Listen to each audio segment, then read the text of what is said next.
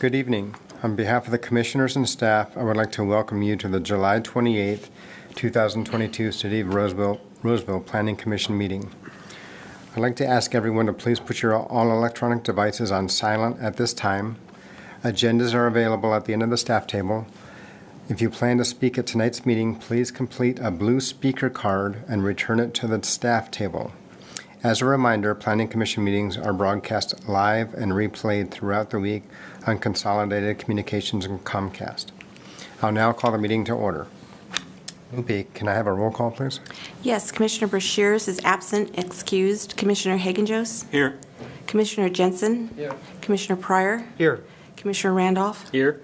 Vice Chair Covington is absent, excused. Chair Martin? Here. All right, Commissioner Jensen, can you please lead us in the Pledge of Allegiance? Yes.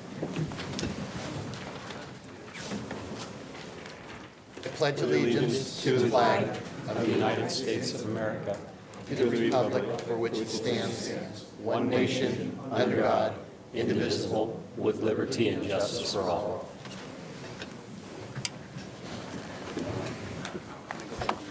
Thank you. Okay, Lupe, can we please have staff introductions? Yes, good evening, Commissioners. Lupe Nelson, Recording Secretary. Good evening, Commissioners. Joe Speaker, Assistant City Attorney.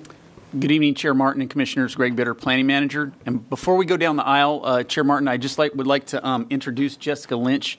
Jessica is an associate planner with our department. She's been with us about 8 or 9 months now, coming on nine months or so.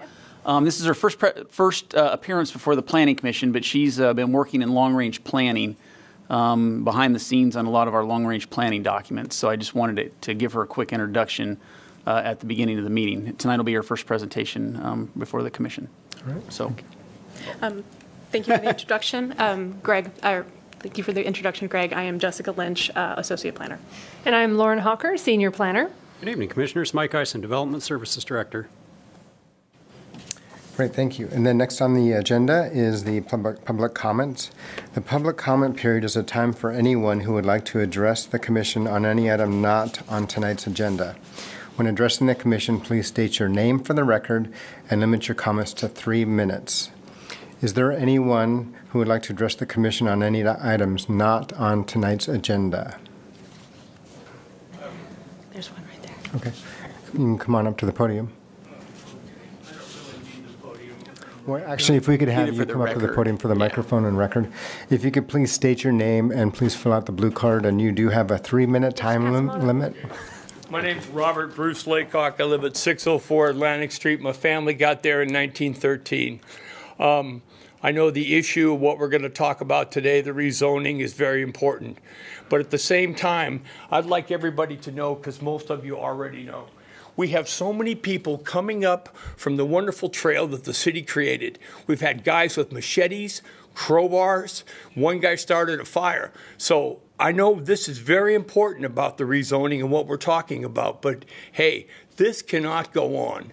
I have a 94-year-old neighbor that's there. We have children in our neighborhood.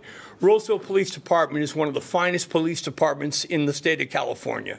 And I know everybody's aware of the homeless and these things. Most of these guys that are homeless are not by choice. I believe they're pretty damn good people, most of them. Things like the rent make it impossible to rent someplace to live. But this is a reoccurrent problem. So as we sit here and as we talk about, rezoning, let's take a look at this too. Please, I've had the pleasure of talking with Jessica several times. She's been very informative and very encouraging to me to be here tonight. So with this being said, please, let's take a look at this issue too, because the city of Roseville, I don't know, I think the Planning Commission might have had a hand in it, has made that beautiful trail there. It's nice. It's nice to watch people walking and running and riding a bike. But with this kind of stuff that's going on, it gets taken away.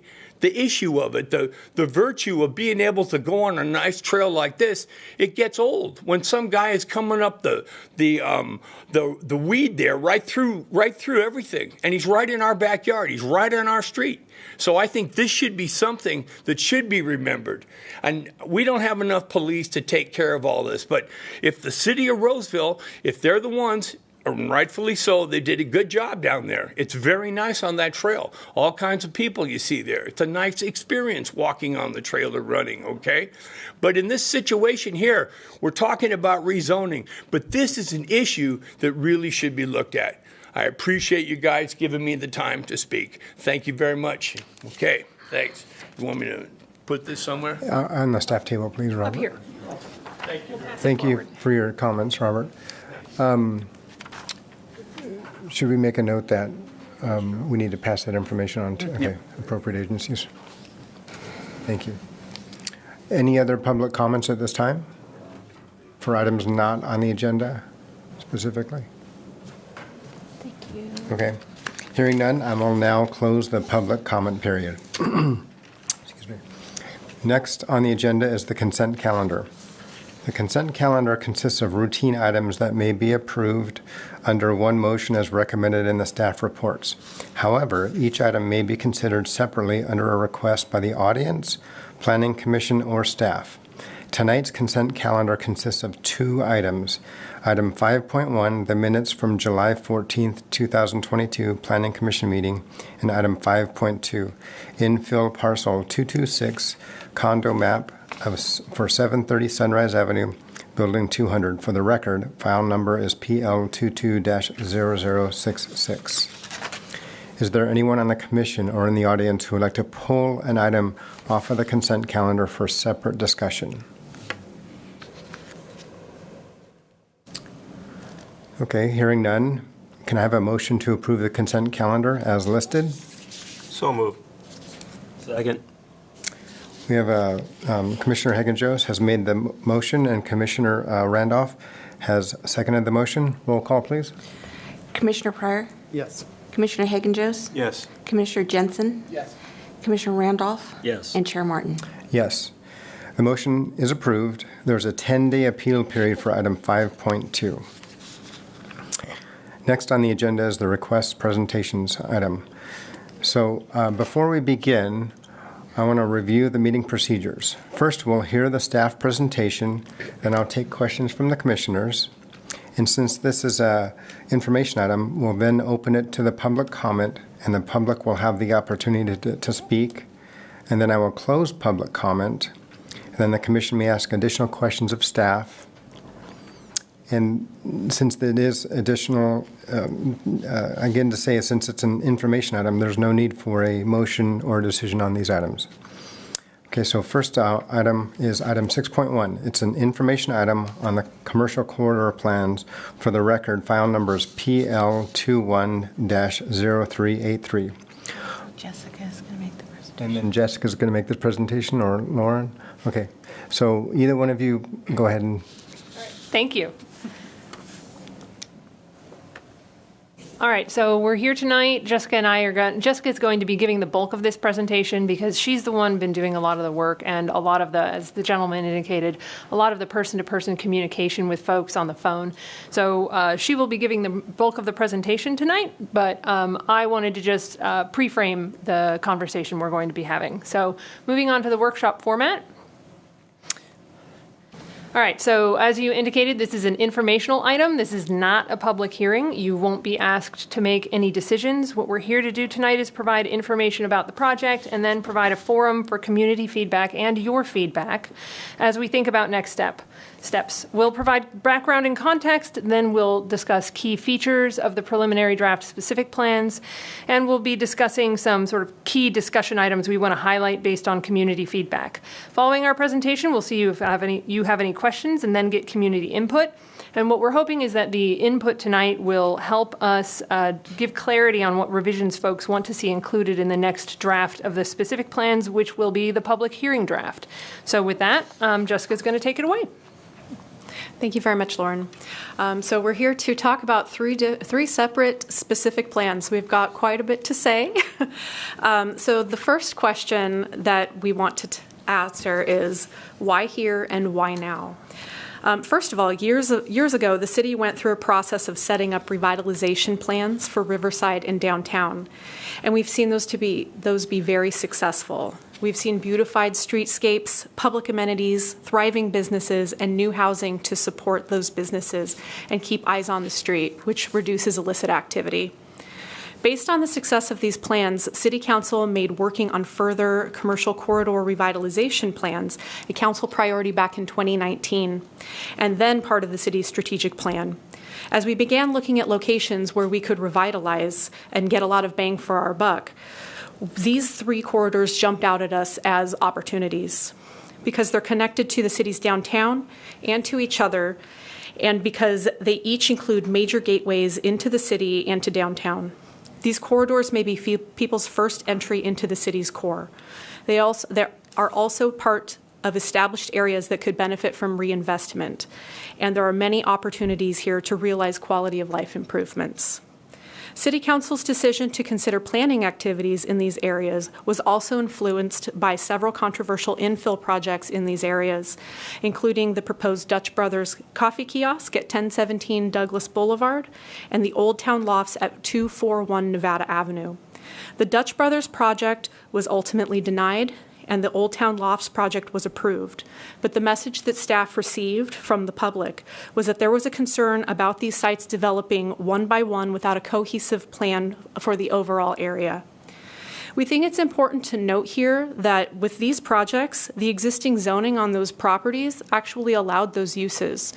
So that is something we wanted to make clear here.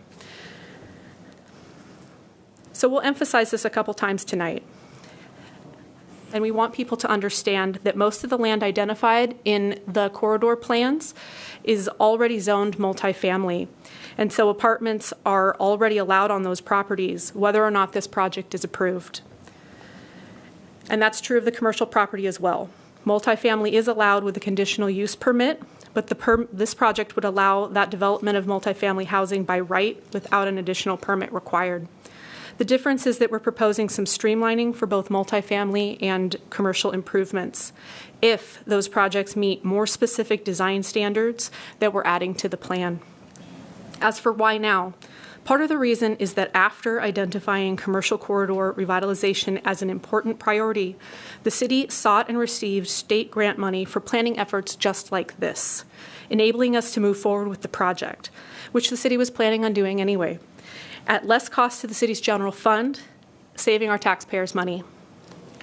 Note that this is a planning grant, not a construction grant. None of the funding can be used for actual construction projects. However, if we go through this project and put conceptual plans together, it will make the city more competitive for future infrastructure grant money for streetscape and utility improvements, again, reducing costs to taxpayers. Staff reviewed each of the 3 commercial corridor areas to identify their existing land uses, zoning designations, and open spaces to look at potential opportunities and challenges. This project is the city's first formal land use planning effort focused specifically on these 3 corridors. Next slide, please. Now let's talk about the overall co-equal project goals, which we identified during the public visioning process. They are to provide streetscape improvements, commercial redevelopment and investment, and to streamline processes for high-density housing. Why these goals? Streetscape improvements make the corridors more vibrant, more pleasant to walk or bike, can enhance safety, provide community identity, and can improve property values, and can incentivize surrounding business improvements. Commercial investment and reinvestment serves a lot of the same purposes as streetscape improvements, but can also provide more services and support for the surrounding established neighborhoods. And finally, we want to streamline the approval process for high-density housing for properties zoned multifamily. It's worth noting that high-density housing within the commercial areas supports those businesses and helps them thrive, and can also enhance public safety by ensuring that there are eyes on the street after businesses close to deter illicit activities. We'll be discussing housing more later because this is the part of the project which has been subject to the most discussion in the community. Whether we are discussing streetscapes, commercial improvements, or housing, the key is to use the specific plan to identify design standards and guide development. So reflecting on what I said earlier about how multifamily and commercial uses are already allowed, the specific plan gives us the opportunity to develop area-specific standards to address community concerns and define how development should look and relate to the surrounding community. Bearing that in mind, a lot of our outreach has focused on visioning, streetscapes, and design. Next slide, please. So we've done a lot of outreach. There is a lot more than what is listed here, but we would call this the key outreach events. It is important to note here that when we started doing outreach for this project, we weren't actually allowed to meet in person. So we had to think outside of the box on how to reach as many people as we could. And while this was challenging, it actually opened up the process to some people who may not have been able to participate if the meetings were in person, such as parents with young children at home, people without the ability to get to a meeting with mobility problems without a car, and people who would have to travel long distances, and people who wouldn't be able to sit through an entire meeting. The first of these was the virtual open house held in June of last year that focused on visioning, asking people what they valued about their neighborhoods and what they'd like to see improved, and included a whiteboard exercise where people helped develop a vision statement for each corridor. The walking tour that launched right after the open house included questions like, what would make walking and biking more pleasant? What would give this location identity? And what types of uses would you like to see more of? We spent the remainder of the year working on developing draft materials and published draft land use plans and permitted use changes in December of 2021, after which we held a virtual workshop in February of 2022. The first half of the workshop went over land use changes, and the second half went over streetscape designs, including polls asking people what kind of improvements they wanted to see the most. Then, as we began drafting design guidelines and streetscape plans based on feedback, we launched a design guidelines survey in April 2022, asking people about what kind of design styles they felt were appropriate for each area, with the option to choose traditional, mid-century, or contemporary design and architecture. The survey also included another streetscapes question, this time asking folks to prioritize improvements based on funding. In the spring of 2022, we were also able to start meeting with people in person, which further expanded our reach to interested people. And around this time, we also decided that we wanted to make certain that everyone got individual notification of the proposed land use changes. So we developed notification letters. These were not generic letters. Each letter was specific to the change proposed for the properties that they were sent to. There were about 30 different versions of the letters with their own mailing lists and stickers with the parcel number in question affixed to each one. We sent out those letters twice, once at the end of April and into May, and the second time in June. Then we also sent out thousands of letters to every owner and resident in the specific plan areas to let them know about the proposal to apply the special area overlay zone, and took that opportunity to also communicate about the project and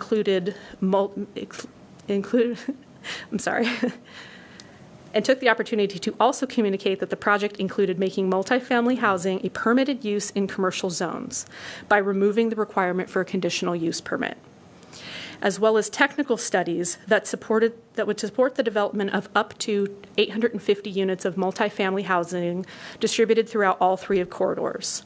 Specifically, that is up to 50 units in the Atlantic Street corridor, up to 200 units in the Douglas-Harding corridor, and up to 600 units in the Sunrise-Douglas corridor. And also, I want to take some time to give a shout out to our amazing admin team, Grace, Mackenzie, and Andrew, who did all of the work preparing and mailing thousands and thousands of letters over the past few months. It was quite a task.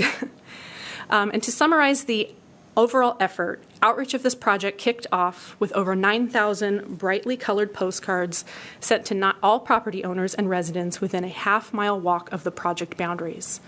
Throughout this process, staff have met with dozens of interested parties to discuss the project and had hundreds of phone calls with property owners and residents to go over questions, comments, and suggestions on the project. We've had articles published in local and regional publications, on our website, sent emails to the interested persons list, and provided notice on the city's social media. Staff have met with residents, property owners, business operators, and community groups to discuss possible impacts and collect ideas and suggestions for what we can include in the plan. We've hosted a number of events and surveys like we've discussed. And we're not done, because there will be another draft of these plans published, and I want to make it clear that we're not describing this outreach in order to check a box and explain to everyone that we're done and we've done enough. We are continuing to reach out to people. We are continuing to evolve how we communicate and what we communicate based on feedback we're getting about this project and what people indicate they need or want to hear about. All of this communication has helped staff identify concerns and ideas on what people want to see in these communities. So now let's talk about what the preliminary draft specific plans do based on all of this work. So first, let's talk about streetscape improvements and frontage design guidelines. The preliminary draft plans include both streetscape improvement options and frontage design guidelines. The streetscape improvement options, some of which are shown here on the slide, focus on the area located within the city's right-of-way and describes the existing conditions, constraints, and opportunities, followed by a list of potential improvement options. The frontage design guidelines focus on development standards to apply to future commercial or multifamily projects on properties with roadway frontage and talk about landscaping, sidewalk, widening, or separation, or other frontage improvements that would occur on private property. Next slide, please. And now let's talk about building and development design guidelines. On a similar note, there's also design guidelines for future multifamily or commercial buildings, focusing on the things we'd like to see, as well as standards addressing concerns and interfaces with the surrounding community.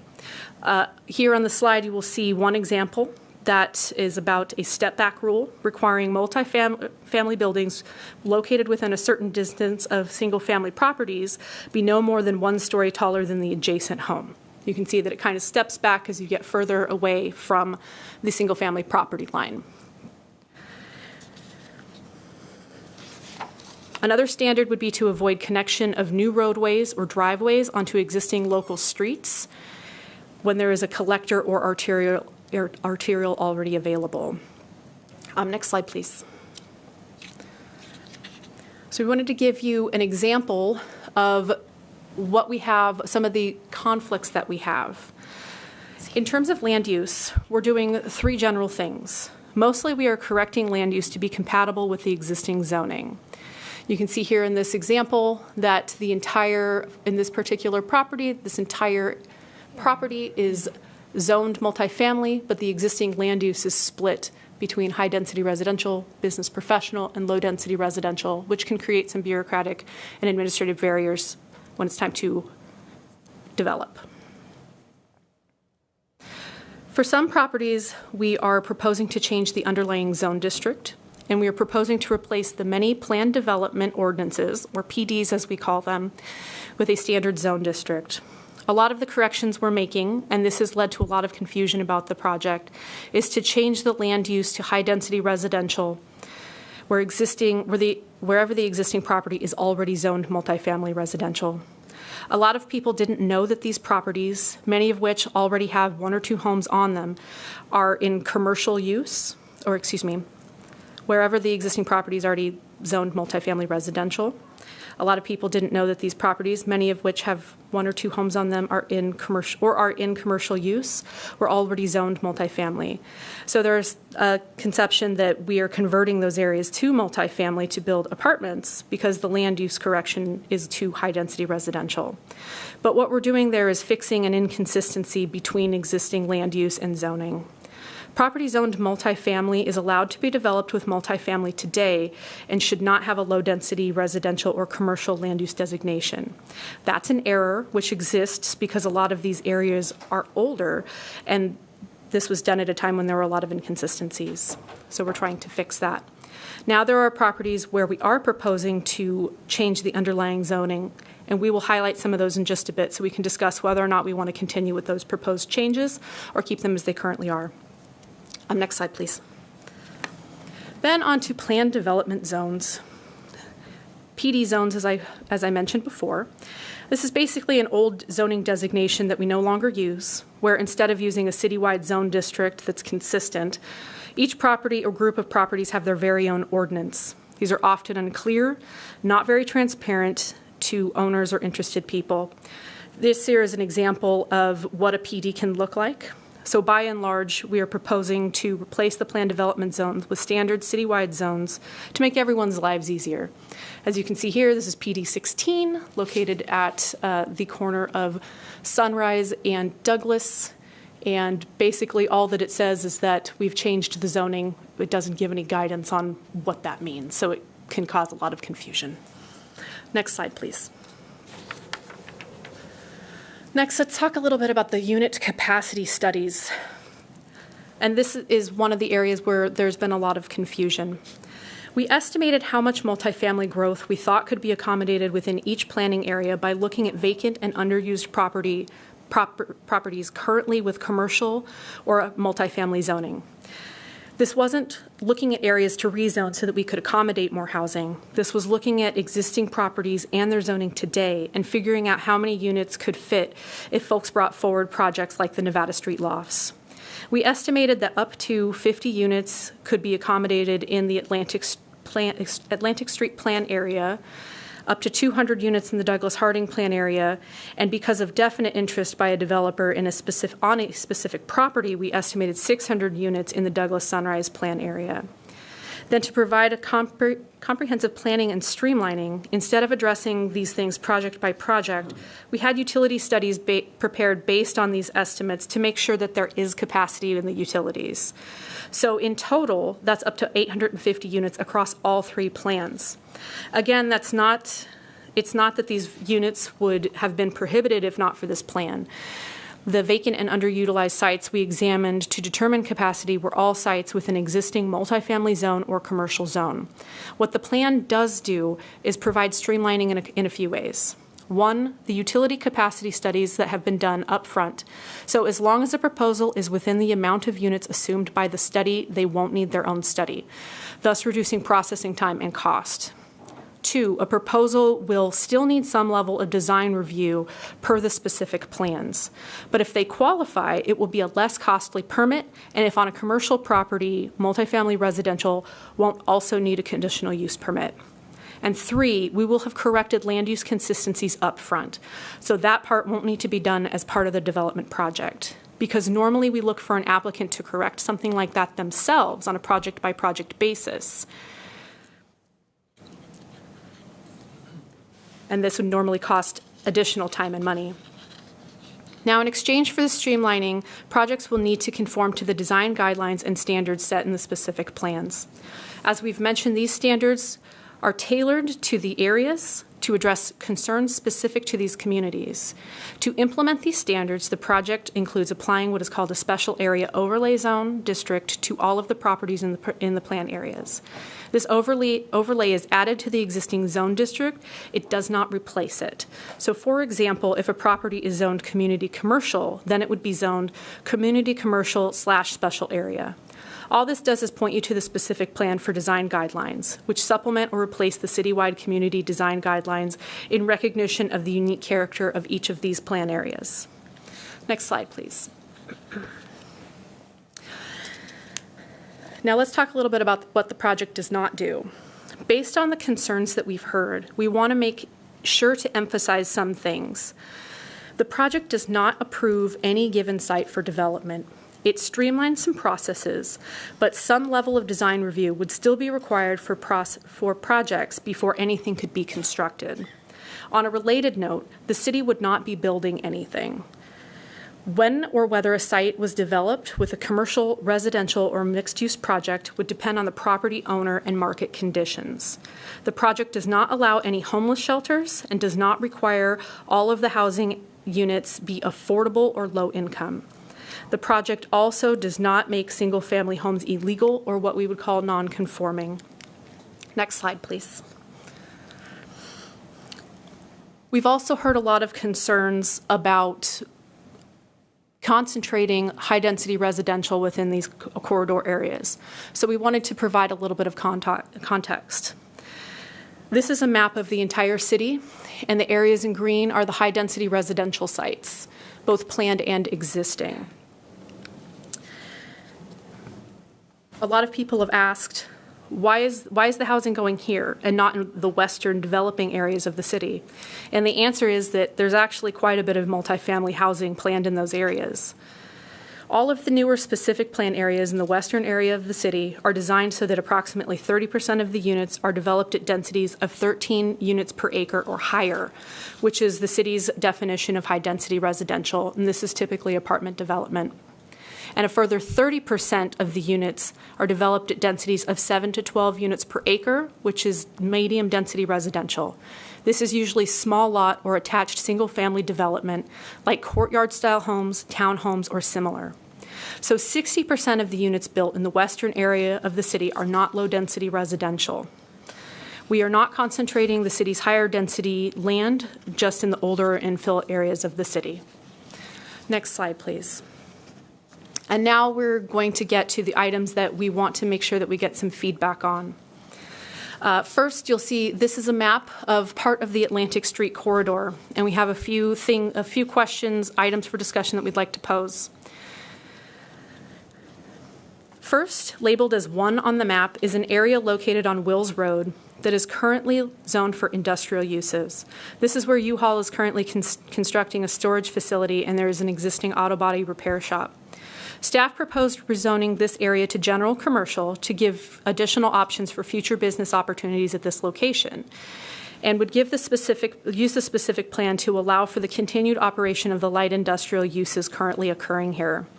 We have heard from property owners and business operators here about their concerns that the rezone might prevent them from expanding their current light industrial uses. The general commercial zone adds a lot more permitted uses, but does restrict some industrial uses, particularly heavy industrial uses. So there could be a trade-off. So we'd like to hear about how the commission and the community feel about that trade-off. Second, in the area labeled 2, staff is proposing to rezone from duplex and single-family to multifamily housing. We did this because it seemed logical to continue the multifamily zoning that exists west of East Street as a buffer between the commercial properties located directly adjacent to Atlantic Street and the low-density single-family home properties located south of Shearer Street. But this is not vital to the project, and we have heard concerns from some of the property owners and neighbors. So this is another area where we'd like some feedback on that proposed change. Last, shown in number 3, we are considering moving the plan area boundary to exclude the low-density single-family properties located south of Shearer Street from the plan area. And this is based on feedback from some of the residents that we've spoken to. Next slide, please. Now on to the Sunrise Douglas corridor. Similar to what was proposed in the Atlantic Street plan, staff proposed to rezone the properties shown circled in red on this map from duplex and single-family to multifamily. Staff has not heard as much from residents located in this area as we have from the Atlantic Street plan area. Similarly, this change is not vital to the plan, so again, we'd like some feedback. Next slide, please. This slide is not focused on any one plan area, but our overall design considerations. Here we're looking for more of an overall discussion of some housing considerations located throughout all 3 corridors. We've received some questions about how to incorporate preservation and reuse of older buildings into plans, designing appropriate connections between new development areas and older neighborhoods, and design guidelines. We don't have a specific question here, but just want to flag these topics as helpful areas for community discussion. Again, reflecting on how many of these sites permit housing or other development already, we want to have a robust discussion about that, what that should look like. And we have a few examples of what staff thinks this could look like based on some of the feedback that we've heard. Next slide, please. This here is a mock-up of what a high-density housing project could look like adjacent to existing single-family residential. This is done with traditional design elements and architecture to fit into the neighborhood. Next slide, please.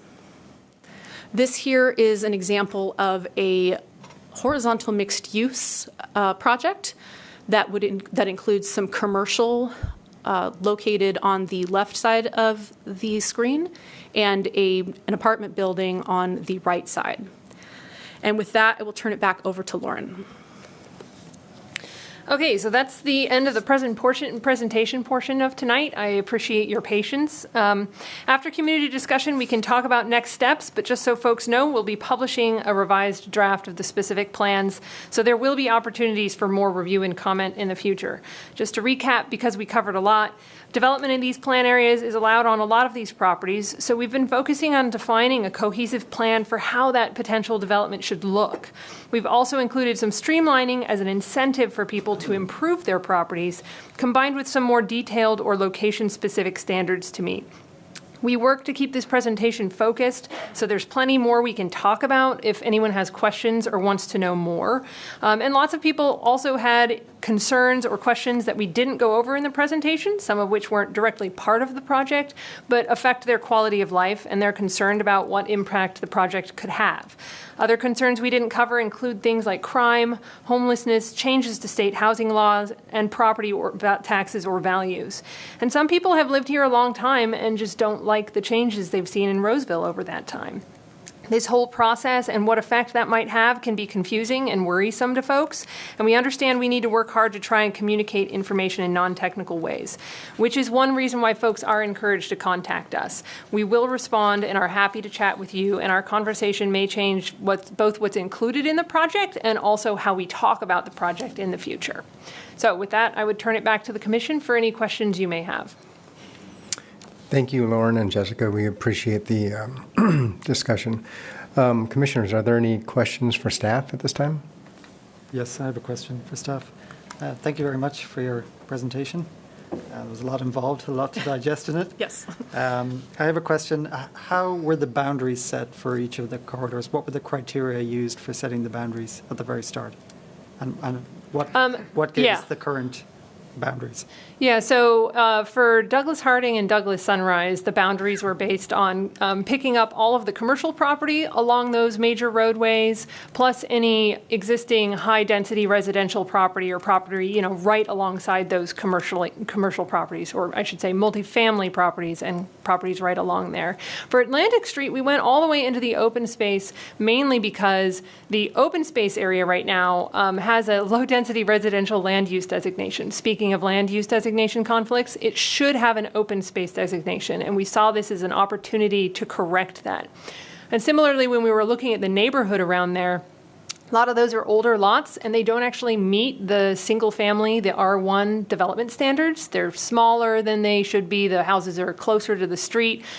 And so we looked at that and said, well, if it was zoned RS, residential small lot, most of these lots would conform, and then people wouldn't run into issues if they're like trying to add a porch or something and suddenly need a variance because they can't meet a front yard setback.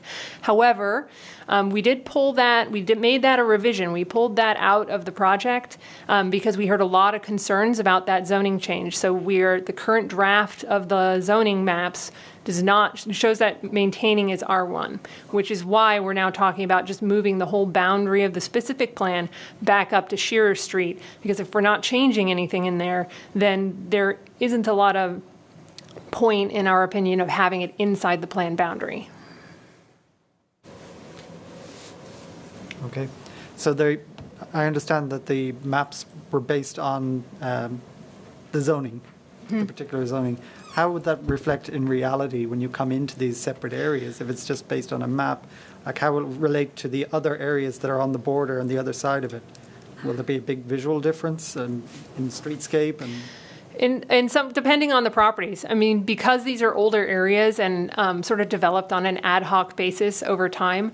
I mean, there are properties with a commercial zoning designation with a home on it, or there are properties with commercial property and it's zoned for residential. So there isn't really, you can't visually tell what the underlying zoning is. That's true.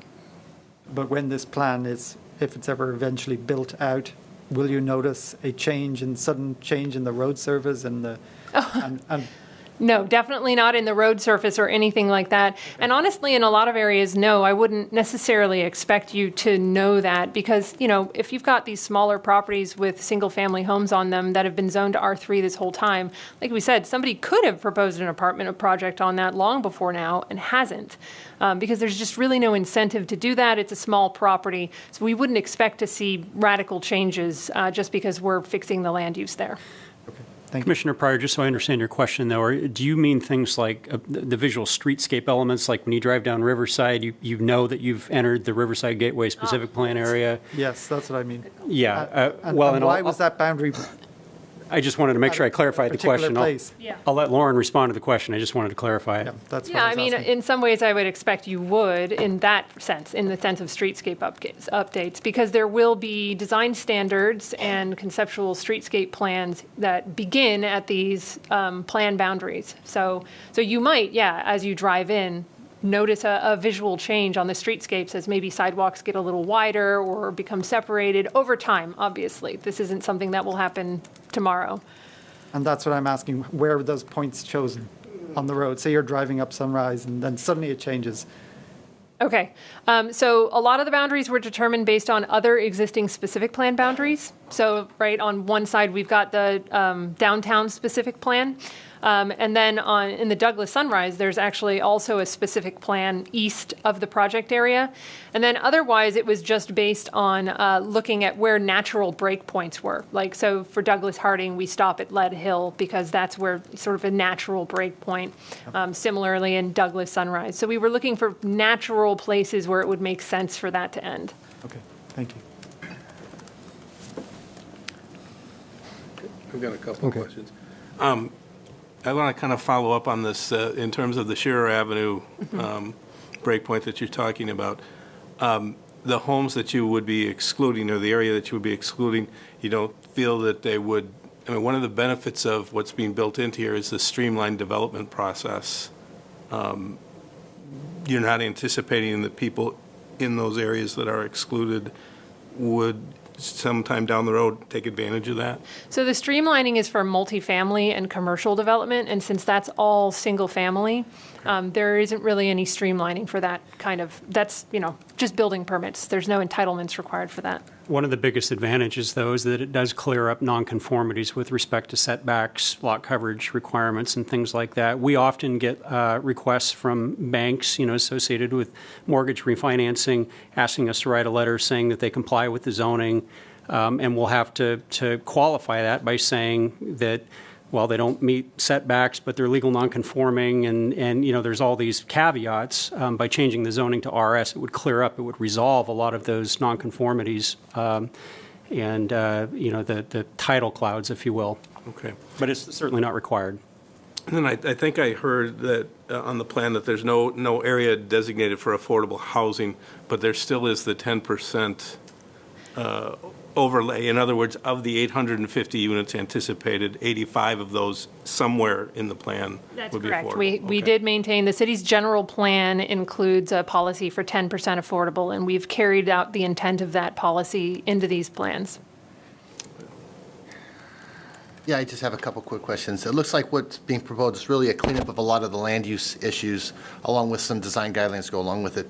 With the land use and the additional housing that's proposed, is that a significant enough change in capacities? And has there been an analysis done for traffic and the utilities, or is that in the future step once we kind of figure out what those would be? So the utility plan has, studies are done as part of this project. So we did that because that's more project level. In terms of vehicle miles traveled analysis and a bunch of that other stuff, that was actually done back when we were doing the general plan and subsequently the housing element, because we were looking at sort of a cumulative citywide full build out. And so we wanted to see that sort of cumulative impact of all development, not just in these areas, but it included these areas. So, short answer is that analysis was done as part of the general plan update, and so it's already contemplated with the utilities and with the future traffic volume, so the changes we're taking here won't change what that general plan projection would have In been. terms of utility studies, we were looking more at, individual lines as opposed to like the treatment plant capacity. Yes, understood. Our eye on this project when we were doing the general plan update, so we made sure to include those capacity analyses in the general plan EIR. Okay, thank you. I have another question. Okay, go ahead. You said in your presentation that the project does not allow any homeless shelters. What did you mean by that? It doesn't include any homeless shelters because we've heard some concerns that there's a proposal to build a homeless shelter as part of the project. So that was just an exchanged word. Is there already a homeless shelter in one of the project areas? So there is, right now, there are vouchers, and I think Mike knows a little bit more about this than I do, but the Hampton Inn has been, since COVID started, vouchers for housing have been given to folks seeking temporary shelter. And so folks have been living, at least on a temporary basis, at Hampton Inn for the last couple of years. And just to clarify on that too, that recently changed. And with the project, if anyone's familiar with Project Home Key versus Project Room Key, so the state's Project Home Key program has now made it so that Hampton Inn location, you may have noticed the sign come off, it's no longer a Hampton Inn, and it's being converted to Project Home Key, which is permanent supportive housing. So, I mean, by definition, anybody living there has permanent supportive housing, which by definition is not a homeless shelter. So that for that particular site, that's a somewhat recent change that makes it even more in line with not being a homeless shelter. One more question. Go ahead, yeah. I just wanted to clarify also, any changes that you're making to the PD zoning does not affect the existing owners of those properties, correct? That's a good question. And no, we've looked, there are in fact a couple of odd individual properties we're going to retain their existing specific ordinances because they just don't fit neatly within a standard citywide zone. But most of them, they will fit nicely within the community commercial or general commercial zone. And so, yeah, we made sure to look and make sure we weren't making somebody's existing business non-conforming. All right, great, thank you. Great questions, great answers too, thank you. Now, I will open up the public comment period. Is there anyone from the public who would like to come forward and address the commission on this item? Can we get a quick show of hands of, we've got about 4 or 5 cards up here. Okay, great. Just to reiterate, it's a 5-minute limit when you come up and talk. So if They haven't filled out a blue speaker card. okay. If you haven't currently filled out a blue speaker card, if you could just fill one out when you come up and speak. So if you guys want to go ahead and start to come up one at a time. I can call your name if it's, we have, is it Cone? Dwight? Dwight Cone. Sorry. Dwight Cone. It's Con. Con, okay, sorry. If you could just state your name and just where you live, and then... My name's Con Dwight. I live at 120 Thomas Street, inside the Atlantic corridor. My questions, I kind of have questions. Do we get those answered at the same time, or you guys write them? Go ahead and list the questions. We'll write them down and try and answer them at the end of the discussion. So if we're going to be putting 50 units inside the Atlantic corridor, I couldn't really see on the map where that was proposed, except on maybe slide 11 where it was grayed out areas where you guys were thinking those were open spaces. And I was concerned if that was one next to my home. My home actually has an open space next to it because we're right next to the bike trail. And so I was curious. One, my biggest concern was 10 or 12 years ago, you guys pulled an eminent domain for all those properties that Adelante High School, the Zisk property, the Buwalami property that we actually own now, and then moved the creek and then put in the bike trail. I'm concerned about losing my property to eminent domain, and I know that someone expressed that that wasn't a scenario that you were looking to, look at, but that was our biggest concern because of that space that we have, which isn't necessarily open space, it's owned our property. That was one of my biggest, questions there. Secondly was, how do you deem the 10% affordable housing? Does that split up between the 3 different corridors? Is that the 10% split up between the 3? Or in the 50 units, we have 5 units that are affordable in the Atlantic Street corridor? I don't understand that. That's all my question. And with the streetscape improvements, is there also revenue to some of those homes that look maybe not as attractive along Atlantic Street, perhaps, where you're going to make the street look really pretty, but you still may have a home that is not as attractive to driving down the street? And there's a few, and there's also, there's a trailer park as well, which doesn't look unattractive, but it is a trailer park. What is the plan with the trailer park? That's right next to the... convention or next to the little Caltrans little stuff there. And then what is the incentives then for, say, myself to add units to my open space?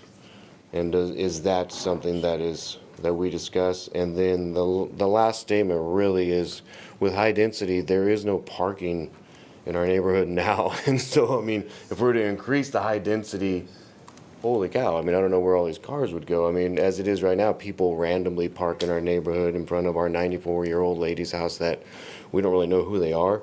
And it's odd, too, down at the end of Alola, there is zero parking, and that's a difficulty. Plus, there's got all these people that live in the alley that have no parking either. And so I don't know how that would actually fly with higher density. And then changing the commercial, like the meat market's been there for 150 years. I mean, I don't know how that changes their zoning either. And you have such a mix along Atlantic with the church and the meat market. There's an auto sales, an old auto parts machine shop. What does that do to those businesses? And I mean, it seemed like you answered that the city has no, intention to purchase any of those businesses, which is what a concern was when we got the letters. And I think that's why there's a few of us were out here. But that was pretty much what my questions were. Do those get answered like later or? Yes, we'll hear everybody's okay. comments and then we'll address Thank the you. items. I appreciate that. Thank you. Thank you. Thank you. Up, we have Mary McDowell. That's me. Okay, great. If you could just state your name and your address, please. Thank you. My name is Mary McDowell. I live at 920 Shearer Street, so I'm definitely interested in what's happening on Shearer Street. I think I'm on the side of the road that may be remaining single family, but I'm still concerned that across the street from me directly would be high density. And I bought in a single family neighborhood that is super awesome, has the biggest sycamore tree in Roseville, we think. It's a great little neighborhood. I'm concerned that this was put forward, and I didn't pay attention at the beginning because it was listed as the commercial corridor project, and I was like, woohoo, improve the commercial. And then everything says at the very end says, and housing. I think it's really about housing and not the commercial as much, which I think is why we're mostly here. We want to protect our old neighborhood. I love that I bought in a really old neighborhood. I totally agree on the bike path, the people that come off it, not the best all the time. But I just don't think this Atlantic Street corridor is multifamily housing. It's an old single-family housing. It is affordable single-family housing for Roseville. All the new houses in West Roseville, I couldn't touch, but I could buy in this neighborhood. And if you change it to apartments, then you're taking away single-family housing that is affordable to more people. So, like this, the front page says this is related to SB2, which is related to housing. So the funds come from housing related, not commercial improvements. So I think the name was deceptively decided upon, so we didn't pay attention. The outreach, if you tell me it's commercial, I didn't pay attention to it because it didn't say housing. But, I think my house and my neighborhood might be okay, but I know everybody else here wants to maintain their single-family housing in the Atlantic corridor. The Atlantic Street corridor is not multifamily housing. It is mostly single-family homes, and that's what we want to maintain. So with your questions, I want to know about Shearer Street, the both halves, because why would you break up a neighborhood that is, make it apartments, high density on one half, and leave it single-family other? That I don't want to live next to an apartment. If I did, I would have bought in another neighborhood, and it would have cost me less money. So that's going to affect me. And our neighborhood is, it's really like 6 blocks. The other half of it's like 4 blocks. We're not a giant neighborhood to make changes to. So that is really what I have to say. So thank you. Oh, and your outreach, I emailed. I didn't get a response. So responding didn't happen. Okay, thank you very much. Next up is Derek Pell.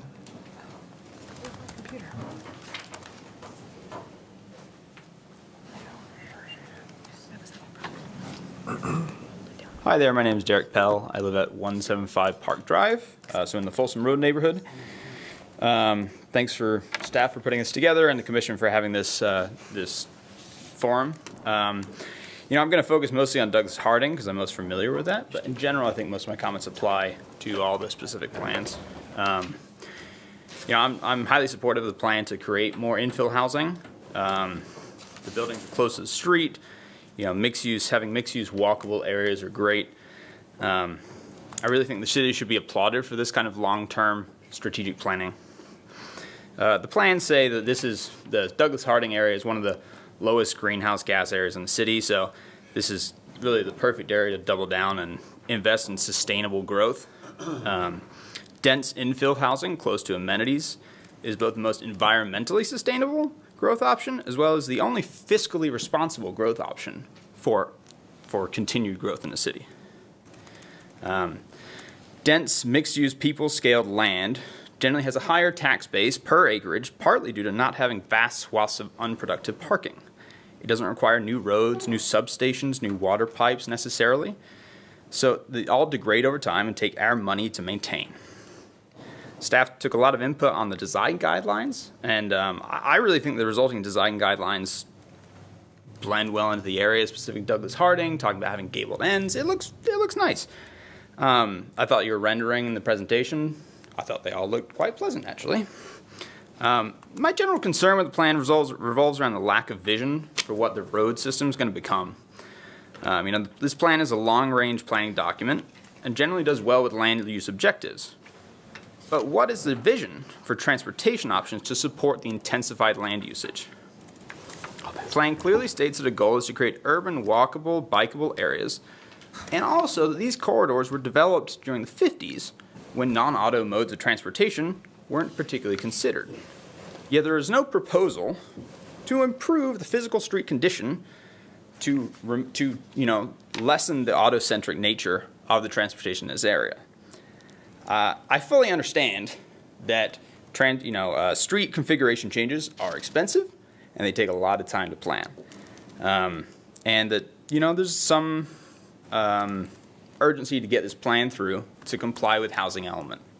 I would ask that the city and staff strongly consider at least planning to study how to implement a complete streets program in these areas.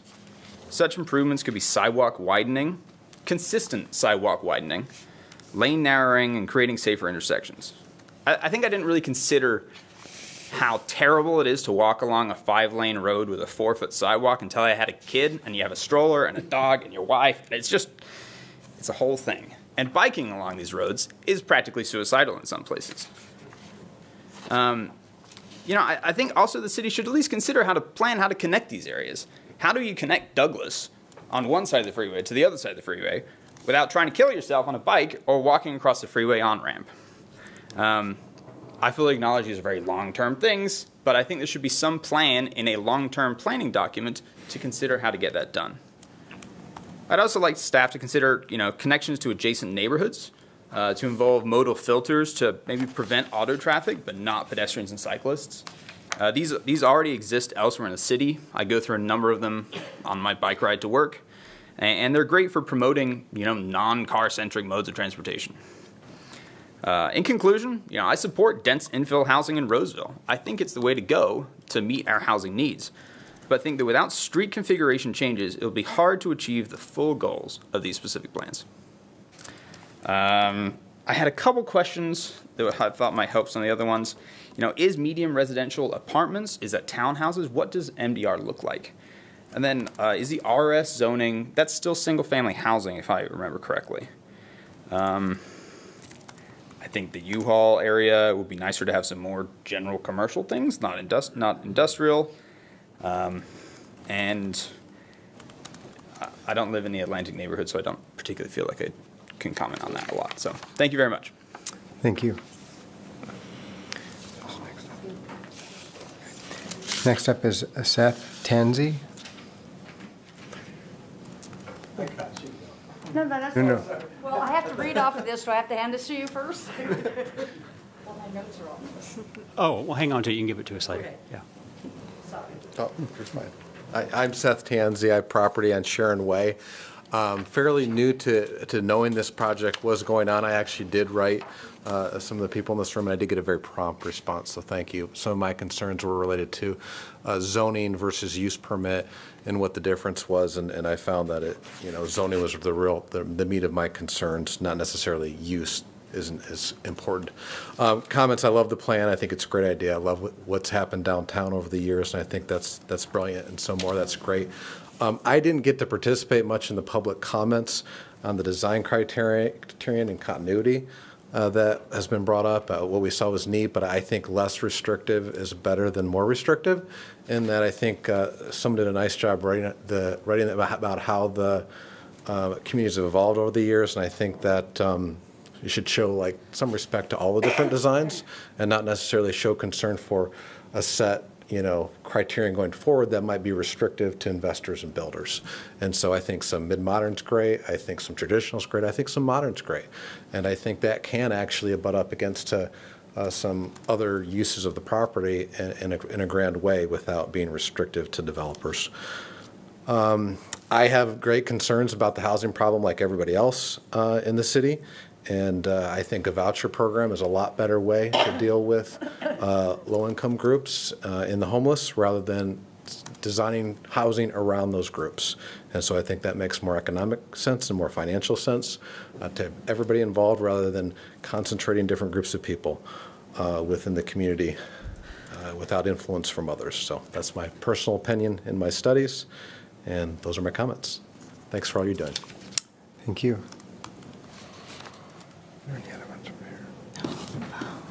Okay, go ahead and Cut anybody else off. you can keep your blue form, and then just when you're done, bring it back. I bring will. it up here. Yeah. Okay. Right. My name's Corey Sullivan. I live in the Meadowgate area with these folks here. There's a couple things I just want cleared up for maybe myself. Maybe some of this was already answered. But when you're talking about, you said not required to have it all low-income housing, what if there's somebody that wants to develop it all low-income housing? What then? Okay. I mean, is there a restriction? No? So that's a big question for me, because it doesn't really explain anything, just that they're not required. And then the other thing here is that, okay, so I'm looking at 5.2, and it's talking about, I'm a little confused about where the Sunrise Douglas corridor is coming down to, okay? Because I did see Cardinal and Jordan, because I used to live on Cardinal, so I know where you guys are talking about there, okay? But this right here, the request on 5.2, is saying 6 commercial condominium units at 730 Sunrise Avenue, number 200. What is that? I didn't see anybody bring that up. And did I miss something? I can probably clarify that because I think that's more of a procedural. That's a different item. That was something on our consent calendar. It has nothing to do with the corridor. That's a separate item that the Planning Commission was being asked to address tonight. But it has nothing to do with the what we're here for with the workshop. It just happened to also be a property on Sunrise, but it's not part of this corridor planning process. So where exactly does the corridor come down Sunrise to Coloma, or is that just part of the one that is not on the? We'll pull up when we get through get our list of questions. We'll pull up the map again and we'll walk everybody through the boundaries of the plan areas just so we're all clear. Okay. And one other thing. Sorry, I got to read my own handwriting here. Okay, I think somebody brought this up about water use. Okay, so if you're going to put all these multi-family condominiums or houses in there, they're going to use a lot more water. And we've been in a drought for years, in and out of a drought. So who's going to pay for this extra water? Because you know the rates are going to go up. And that's a big concern here because there's just no water. And I know that some of these places are going to be torn down or taken away. But on the other hand, when you've got 50 multifamily apartments there, you're using a lot of water. So is nobody even addressing this? Because guess who's going to end up paying for that? The people that we've all lived here for years. He's shaking his head right there. We all know this.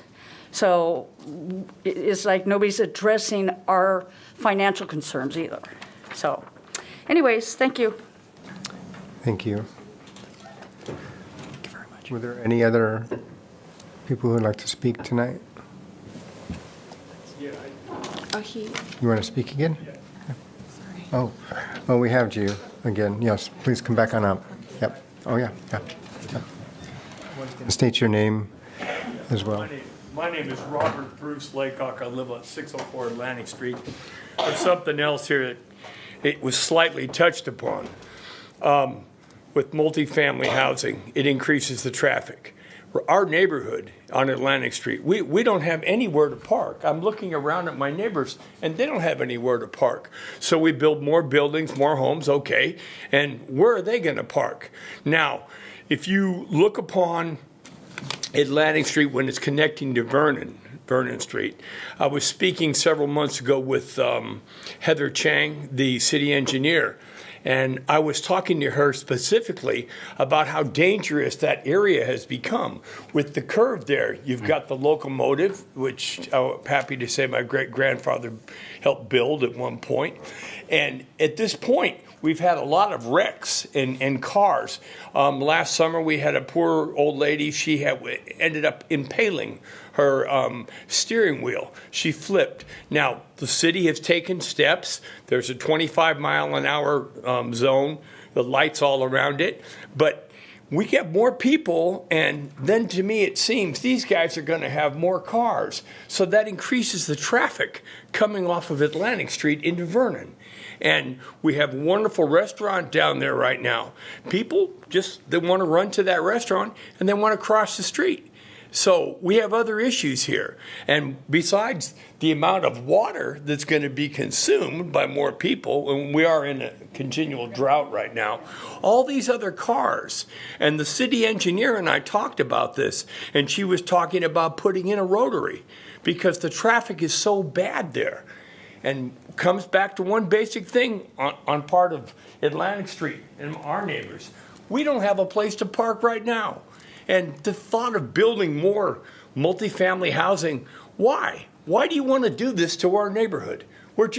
I spoke with a police officer 3 days ago, and she said, I really like this neighborhood. It's charming, and it is. We've had issues, sure. I'm always going to be concerned, as we all are, about what comes up from the bad people that show up from the trail area, from the creek. That's a factor. But our neighborhood is nice. We know each other in our neighborhood.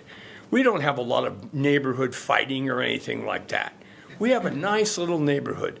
I don't know why you want to put multifamily units, apartments, or whatever. I got no idea.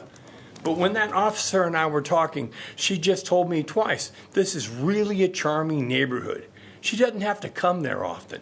So for whatever reason you want to do this, I'm sure there's a substantially good one. I want to point out something. A lot more traffic. We have problems going from Atlantic to Vernon Street. Accidents have happened. Review the stats, okay? Talk to the city engineer. They're trying to correct that. But right now, it just seems unusual that nobody seems to be touching upon this. And that will be a major increase in traffic. And again, we have nowhere to park in our neighborhood.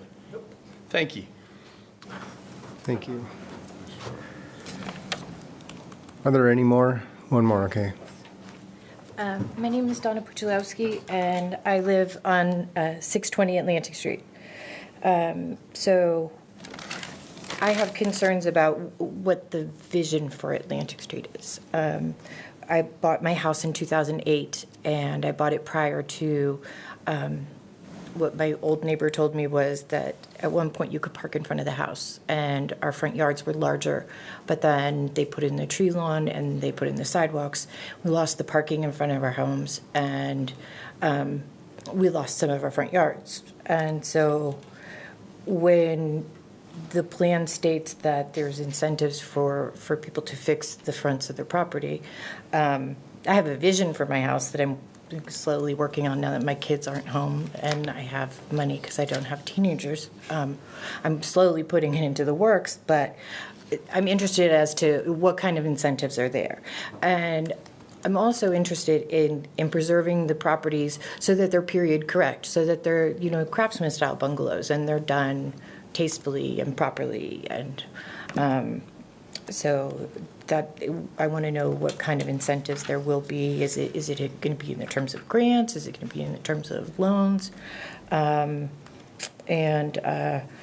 parking. When my two daughters were home and my boyfriend was with me, we had 4 cars and we had a 2-car garage and we had absolutely nowhere to park. And I ticked my neighbor Faye off many times because one of my girls was parked behind her garage. But so parking is a huge concern for all of us in that little section. So that's all I got. But thank you. Thank you. Could you fill out a blue card, please? I will. Chairman Martin, Nick Alexander of 1700 Eureka Road, Roseville, representing the ownership at 201 North Sunrise Boulevard. This building was known as the Shoe Guard Building. I think that was 30 years ago, and I think Rob might be the only one that knows that reference. But our review was, again, I wasn't planning on speaking tonight, but our review was limited to the Sunrise Douglas Plan area. And based on our review, we're in support of the Sunrise Douglas Plan area as written. Please note that there's a whole lot of concern about multifamily housing. Please note that 70% of this multifamily housing will go in the Sunrise Douglas area that is within an existing commercial area that improves the jobs housing balance in that area as well as the Northeast Roseville specific plan. So having said that, we're in support of the plan as written, and we commend staff for their efforts, and thank you in advance for your cooperation, and I think staff knows how to get a hold of me. Thank you. I think we had one more speaker. You want to come up?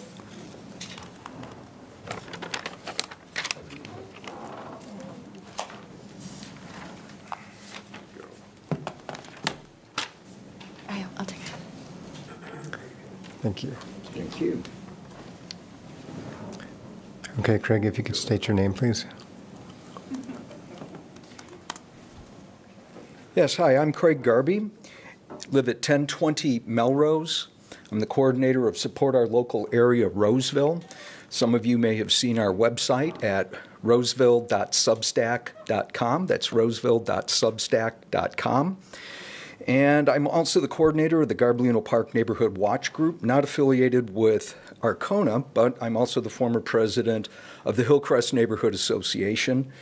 And I first of all want to thank very much Lauren Hocker, Greg Bitter, Mike Isom. They showed up at a town hall meeting that we hosted June 30th at Hillcrest Church. We had 66 people show up, predominantly from the Hillcrest area, a number of people also from the Folsom Road area, particularly lived on Lincoln and Nevada, and those areas that are impacted by the that lofts project. But I particularly, again, I really want to thank city staff for their time and answering many of our questions. In addition to that, we also met with Greg Bitter and Lauren Hocker last Thursday, for 3 hours almost, to be able to answer many of our questions, concerns. They very graciously received a number of recommendations that we had. And out of all of that study and all of that time, I still have a number of questions that I would just like to share here with you that I think can help a lot of people. And some of the questions that came up, particularly related to the low-income designations and specifics. And what I would like to see is something very specific in writing in terms of exactly how is that going to play out over time for particular properties. If I'm understanding it correctly, it's not designated per property, it's just an overall quota that somehow needs to be met. And this, I believe, is one of the biggest concerns, at least in a lot of the neighbors that I have talked with, in addition to the parking issue that was raised numerous times. We have that concern as well in our area, but also the impacts, of that low income. How low, ultra low, Section 8, what exactly are we going to be looking at? Which, by the way, I just wanted to mention as a comment, and I understand, Mr. Speaker, your defining of the word homeless shelter. To me, frankly, and based on many of the neighbors that I've talked with, we would consider that a euphemism in terms of the way it has been redefined. To be able to say it's not a homeless shelter, to most people, they consider the Hampton Inn Suites a homeless shelter. And so, again, it's all a matter of how you're defining these terms. And this is an area, again, we addressed with Greg and Lauren the other day, and again, you were so gracious to hear us, is that in these definitions, they're not common use. And so in your communications and moving forward is to, to continue the great steps that staff has already taken to be able to clarify these things, but to be able to have those definitions, potentially to have a glossary. And so it's really clear. Maybe you already have it there and I've overlooked it, but that would help. So regarding this 10% requirement for low cost, again, how would that work exactly? How will neighbors know if a building is going in that's going to have that? One of our other big concerns and a question is exactly in the permitting process. I understand that there's streamlining. Lauren also mentioned the other day that in some ways, some of the requirements are increasing. So again, to be able to really see that, and so it's very clear in layman's terms. For example, I was talking with the owner of Better Foods Deli, and he indicated that he'd gotten one of the property letters, said, I couldn't understand this, couldn't make heads or tails of that. And I've heard this from numerous property owners. And this is not a criticism of staff, and they've worked very hard trying to tailor each of these to all of the different areas, but still there is a gap in understanding. And so although there's been an incredible communication effort on the part of the staff, the workshops, the open house, all of these different kinds of things, that does not necessarily equate to understanding of what's really happening. And I believe that's the reason why there's some of the confusion and so forth. So related to the parking, the question I have is, were the parking requirements lowered because of the state mandates in terms of the RENA quotas and requirements? And then is there any way for you as the Planning Commission, and ultimately I know that this goes to the City Council, to be able to increase those parking requirements? Again, I know that you've had many questions, and that these would be things that I believe many neighbors would recommend that that's put in there. So for example, at the corner of Wayne and Marion, where we live, which is adjacent to the property of Bambi's Christmas tree lot owned by Candy Stroud. And the concern there is what's going to happen if there is that high density, low-cost housing in there. And even though Greg had emphasized at our town hall that there would be a EVA gate there, emergency vehicle access only, but there may be bollards or something else in terms of pedestrian traffic. So the concern that we have, and we would like you to address in our question, is there anything that you can do? Lauren has indicated that as a part of the urban planning standards, that you can't block that off completely. You need to allow pedestrian access. Our appeal is, and our encouragement is for you, in terms of talking with your city council member that has appointed you, is to have those specifics put in there, particularly for Wayne and Marion. Greg has already addressed 107. I believe it is Castle Court right off of King, where they're wanting to add on apartments and ingress through there onto an existing cul-de-sac. And if I'm understanding Lauren correctly, in terms of not allowing some of these new developments to have that ingress into existing roadways. Again, I just want to make sure that I'm understanding it. Another concern, and this was raised by a few other people, is that in the beginning, when there was a lot of talk about the design styles and so forth, and particularly in the surveys, it didn't have any questions in there specific to the high-density housing. So this would be another recommendation to do that. I'm going to have to cut you off in about 30 seconds, so go ahead and wrap it up, please. Yes, thank you. And then the last question is, just because something is zoned that way or there's a previous zoning, does it have to stay that way? Can't you go back and change it? So do two wrongs make a right in that regard. Anyway, thanks again. Thank you to Greg, Lauren, Mike, and I know, Jessica, you've answered many questions. We really do appreciate you, and we're here in between a rock and a hard place, and a very extra hard place in terms of dealing with different divisions in the city. So thank you. Thank you. Okay, come on up.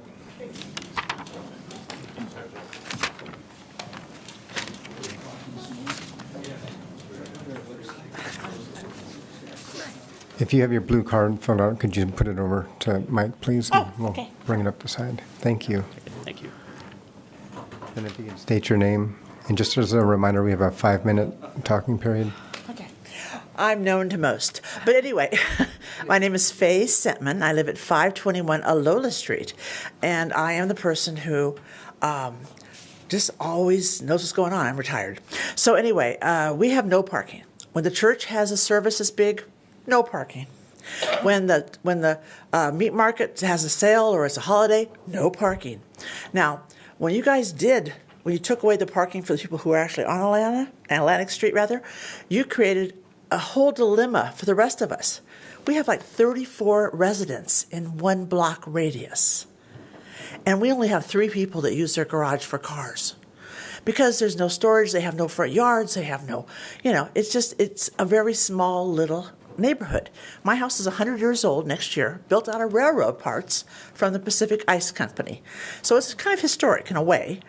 But I have a question that if you guys are going to do this, you need to understand how ugly the corridor is coming down Atlantic. It's not attractive at all. Only thing attractive was Chapman's monetary, and he sold that and retired. So it's pretty unattractive. And so, when you guys took all the land on Atlantic, and you put in the sidewalks, and you put in the pretty trees, you didn't even think about people whose yards you're taking to make sure the fence is all matched. So you have chain link, you got some ugly rock, you got something this, and it's terrible. There's no consistency. So if you couldn't do that consistency, I have problems with the consistency of this situation, because on Egerton right there, the street off of Atlanta, there is the Roseville Meat Market, huge place. Doesn't have sidewalks, doesn't have gutters. They go out and wash off their pads outside after they've killed a deer and gutted it and whatever. But there's no sidewalks on that street, no gutters on that street at all. So my comment is, you got to be consistent. If you're going to do this, like you said, I want to know exactly what is required low income. Is it Section 8? Is it whatever it may be. Consistency. And like we said, this didn't even mention housing. It said commercial. And I understand the commercial is pretty ugly, but it didn't mention housing. So consistency is my point. And if you can address a couple of the things, but don't add anything that needs parking on our street, because you can't park there anyway. Okay. Thank you. Thank you. Nice job, Any more people who would like to come up and discuss, give an opinion or question? No? Okay. I'm going to now close the public comment period. And then I'll ask if there's any additional comments or questions of the commissioners, their staff, or if any specific commenter.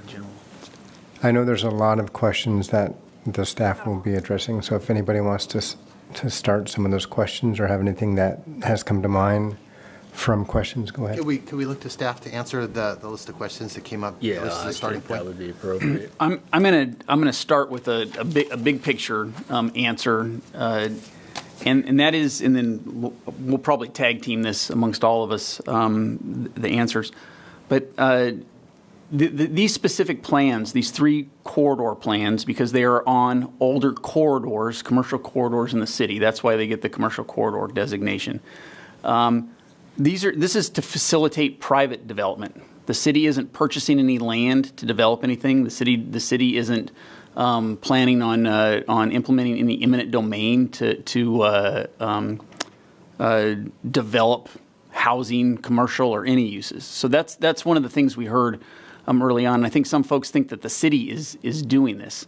We're trying to make sure that the land use and the zoning is consistent along these corridors to provide certainty and transparency to the community and to property owners. Some property owners don't realize when they have conflicting land use and zoning what that means, and how hard and how many extra hurdles that can put in front of them to improve their property. We're also, when we're looking at underutilized and vacant land is where we think the residential units can be accommodated. This isn't, we're not thinking of any single family homes being torn. We're not thinking really a lot of uses being torn down. But if there's an underutilized a commercial space that just isn't working anymore, and it makes sense to transition, The market has to be right for this. The costs have to be right for this. To tear something down to build another use is quite expensive. So I just want to make that point. We're definitely not rezoning any open space. If there's land designated open space or used for open space in the city, these plans don't have anything to do with that. In fact, we're looking at pulling back in Atlantic Street. We're looking at pulling back that plan boundary further away from the open space. So that area won't even be within the plan. I think that's important to mention.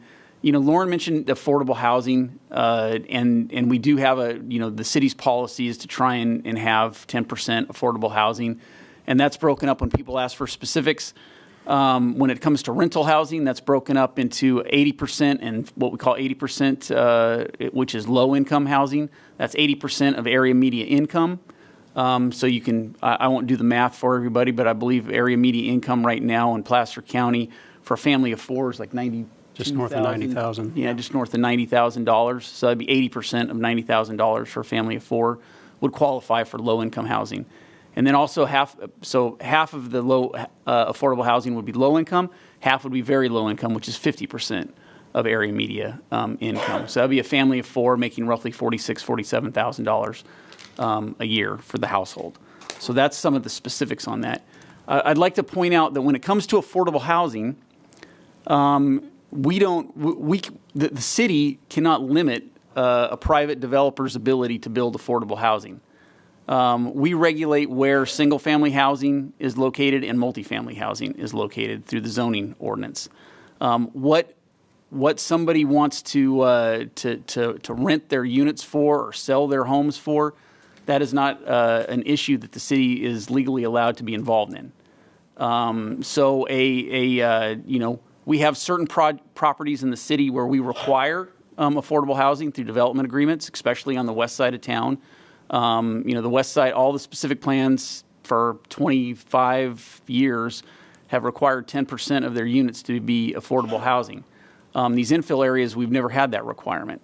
So any affordable housing that goes up is done on a private developer's request, or it's their they initiate that. The city isn't involved in that. So I think it's important for folks to know when it comes to affordable housing, yes, we would like to see roughly 10% of these future units have affordable housing just to have those opportunities in this area to have a mix of incomes, because it's good to have a mix of incomes in all sectors of all different geographic areas of the city. So everybody gets to enjoy the city. But we're not requiring that on a site-specific basis. We kind of have this overarching goal, and as projects develop. So somebody asked if somebody builds a 50-unit apartment complex to 5 units have to be affordable. Not necessarily. We're looking at this 10% on the entire three specific plans. So I think that's an important distinction when it comes to affordable housing.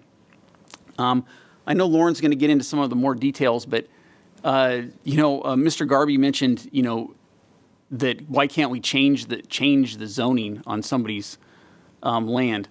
The only areas we're doing any types of changing of the zoning is to improve or increase the allowable uses on a piece of property. We're not proposing any rezones that limit or reduce what somebody can do on their property.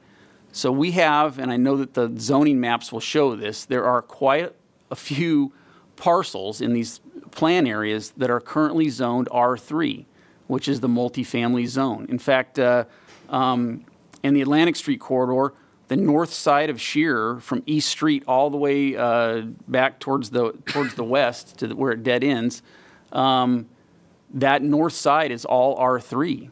While the predominant development is single-family homes, those single-family homes are sitting on R3 attached housing zoning designations.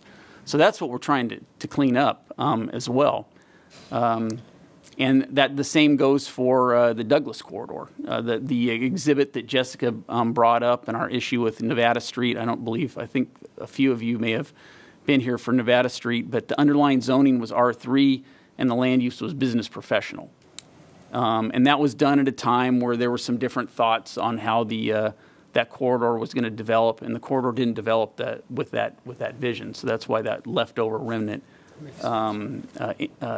incompatibility between the zoning and land use remained. I'll also talk about when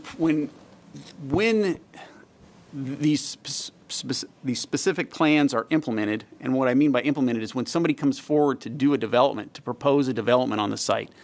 Mr. Alexander mentioned he has a client that is looking at doing a development on the site. They will come in and they will provide us plans, and we will review those plans, and there'll probably be a public review process for that. And there'll be standards. There'll be requirements for parking. You know, we currently have parking standards in our zoning ordinance, and we're proposing to maintain those standards in the corridor plans. So there will be on-site parking. They'll be required to meet the parking requirements that the city currently has. So that will be addressed. And obviously, on a case-by-case situation, you know, we'll look at different locations. The folks mentioned that there are issues, you know, parking issues and other issues in some of these neighborhoods, and that'll be considered on a case-by-case basis. So it isn't. We're not going to, you know, approve these plans and then it's the Wild West. Anybody can go build anywhere they want. Every project's going to come forward, and we're going to take a look at it on an individual basis. So those are. I think you guys might want to have some more detailed questions on the more detailed, but those are some of the overarching comments that I wanted to make, is that really this plan unto itself isn't going to result in the development of any properties. It is going to allow the property owners out there or developers who are looking at some of these properties, it's going to allow the ability for people to redevelop or invest in these corridors. Yeah, did we want to pull up the boundary map exhibit? Let me see, because I know that's something Mike said we would do. So I think that just occurred to me. I have a slide number, but. Well, she's pulling that up. Can I ask a quick clarifying question? Yes, please. Greg Bitter. Greg, you talked a little bit about R3 zoning. For everyone in the audience, could you explain what R3 zoning is? So R3 is attached housing, 3 units or greater. And generally, it's multifamily. It's considered multifamily, so it can be, you know, depends on the size of the parcel. But you know, typically we see folks trying to attain 20 plus units per acre on an R3 with the R3 zone. It can go up to 30 units an acre. That's a little more rare, but it's, you know, 20 to 25, especially in these infill areas. You're probably not going to get too much more than that. With the specific plans, when you have properties that are adjacent to single-family homes, and the setback regulations and the step-back regulations that we have, and the height requirements, you know, it's a lot different than downtown. You know, here on Vernon Street, we can get up to 50, 60 units an acre. Whereas when you're next to single-family residential, you're probably going to stay in that 20-unit per acre range at the most, which means on a half acre you might be able to fit 10 units in. But you're going to have those stepped back so that the height doesn't loom over the adjacent single-family. And the reason I'm asking that question, because there's a lot of questions from the public, specifically along Shearer Street, and that's that area where you're proposing multifamily. Are all those lots currently R3 zoned? So I believe it is. Shoot, my computer just went to sleep. So all of the lots north of Shearer and west of East Street are all zoned multifamily right now. So they currently have that zoning. And they're all developed, correct, already with single family? Yeah. So if anyone wanted to do that, there'd need to be a developer that would come in and say, I'm going to... With one exception. There's one vacant parcel. Yeah, they're at 124 Center, and that has come up a lot. That site is, we'll call it underused. There's stuff on it, but there's no, developed building on that property. Yeah, and since this isn't a city-initiated process, at least for development, which I really appreciate you clarifying, for anything to happen along Shearer Street, it would require a developer to come in and say, it makes sense for me to go and purchase all of these homes tear them down, and then do something different, which would go through a city process. What you're proposing here doesn't change their ability to do that today, if they wanted to. You're just cleaning up kind of some of the zoning that goes along with it. Correct, yeah. Those R3 parcels, if somebody wanted to purchase multiple parcels and demolish what's on there and propose a project. Just to say it one more time, if we did not go through this process, if we're not going through that process, someone could do that today with the zoning that existed. Yes. And it doesn't change it. Because I do sympathize a lot with what they're saying with respect to what could happen there and the parking and all of that goes on. But the reality of anything really occurring, because it's already developed with single-family units on all those lots, is probably very slim to none, at least in my future, looking at how old I am today. So, and that's our thoughts too. And I think it goes along with what Mr. Garvey mentioned, is that some of the terminology, and it's not intuitive for somebody to look at across the street from their house where there's 10 single-family homes, and you say, well, it's zoned R3. It's not intuitive for an average person to know what that means. And what that means is that those homes, single-family homes can be built in the R3 zone as well, and that's how that occurred. But what that means is, and it's a hypothetical, that yes, someday that could transform into multifamily housing, because that use would be consistent with the zoning of the property. it would have to be the highest and best use, and the developer would have to have some significant cash to come in and want to purchase all that property, demolish, and then rebuild. And it's rare. We haven't seen that anywhere in the infill area in the city. No, I haven't as well. So I just wanted to clarify what that R3 zone meant and what that meant to the residents here, and the potential for something like that occurring in near term, even longer term, is, at least in my view, and I could be wrong based on market conditions. It seems unlikely that it would happen, but I do sympathize with the concerns that they've brought up today, and I just wanted to clarify that R3 question. Thank you. Thank you, Commissioner Jensen. I think Commissioner. Well, I just want to piggyback off that, Commissioner Jensen. I appreciate you stating that, because as I've been taking this in, thinking about that very thing, and I've been a long time Roseville resident, and that whole community grew up. Roseville High guy, grew up in that area with some of the buddies that used to live back there, right? But that is the point, a point that you made. Someone could go in on a parcel, build up, and when we were talking about the step backs, that kind of thing, does that exist today? And so somebody could go in tomorrow, and let's say someone was nice enough to sell me their land next to a vacant land. Someone could build up without the requirements of height consideration and that kind of thing. So does this? There'd still be height regulations and setback regulations, but the step back. Well, and I'm specifically talking the step back portion. So the step back does not exist in our development standards currently. Okay. All right. Thank you for answering that for me. I'm sorry, I'm not going to do this. Thank you, Commissioner Randolph. Questions answered. Okay. Lauren, do you want to go ahead and start answering? So if we can, Stephanie, right? If we can pull up, it's numbered slide number 2. There's a number 2 on the bottom right-hand corner of the slide. That's the boundary map. I don't know how easy that is to see the details of what the person was asking, but what I will say about this boundary map is it's available on the project website in PDF, and you can zoom way in so you can see exactly where those black lines begin and end.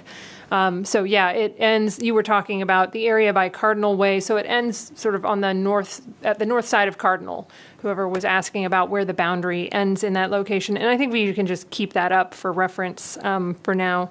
So Greg went over a number of the questions. I've gone ahead and lined out the ones that he hit on. So the ones that still appear to be left for me is there was a question about where are the housing sites? And the answer is there aren't any specific sites that we've said this is where the housing must or will go. This is just when we were looking at doing capacity studies and making sure we had provided for streamlining, we were looking at different sites like properties where there are commercial buildings that are sort of low intensity and the parking lots are empty most of the time, or vacant properties or things like that, so that we could estimate, well, if the market conditions were really good, how many units sort of maximum could you get in each of these areas? And, you know, frankly, I don't know that we'll get 50 units in Atlantic Street or 200 in Douglas Harding, but we wanted to make sure to have sort of a max capacity that we had provided streamlining for based on those sites.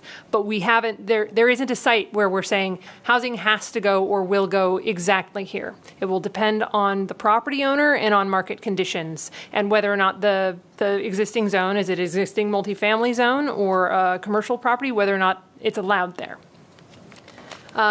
Somebody also asked, if you wanted to add units to your property, are there incentives for that? There aren't any incentives for that per se. Like, there won't be a pot of money that will be having available for people to develop extra units on their site. Again, this is more about process streamlining. So if you have a multifamily property, or more specifically, if you have a commercial property and it's zoned community commercial, if you wanted to build some amount of housing on that today, you would need a conditional use permit and a design review permit. If we approve these plans as proposed, you wouldn't need a conditional use permit, and the design review permit process would be less costly and a little more streamlined. So it's not so much an incentive as there is some process streamlining. Somebody asked how it would affect businesses on Atlantic. We're not changing the zoning of any of those businesses on Atlantic. The zoning for those businesses will be maintained. So this shouldn't affect the operation of the businesses along Atlantic. Somebody asked that we define medium density residential. I touched on this earlier. So medium density residential since it's a range, right? 7 to 12 units per acre. At the end of 7 units, it's usually what we call like small lot single family. So it looks like single family, but the lots are all very small, very tight. The homes are much closer together than you might be used to in a low density residential development. And at the upper end of the scale, you're starting to talk about potentially getting into townhomes. And we also see, if you've driven out to the West Plan, I refer to them as courtyard style homes. You know, the homes that aren't attached, but they don't have yards per se. They have courtyards that wrap around each side of the building.